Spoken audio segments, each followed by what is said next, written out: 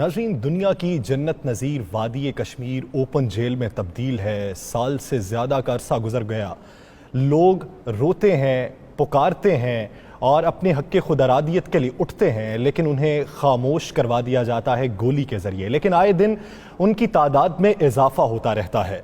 وادی سے باہر کی دنیا سے روابط ختم ہو چکے ہیں، وہاں سے صدائیں اٹھتی ہیں، ان پر یہ بھارتی فوج کی صورت میں بلائیں مسلط ہیں، لیکن وہ لوگ پھر بھی چپ نہیں ہو پاتے۔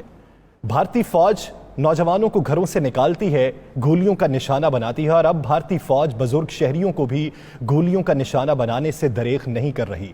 ایک 3 سال کے بچے کے سامنے اس کے نانا کو گولیاں مار کے شہید کر دیا جاتا ہے۔ وہ 3 سال کا بچہ نانا کے سینے پر بیٹھتا ہے، روتا ہے، مدد کے لیے پکارتا ہے، لیکن مدد کو آنے والا کوئی نہیں۔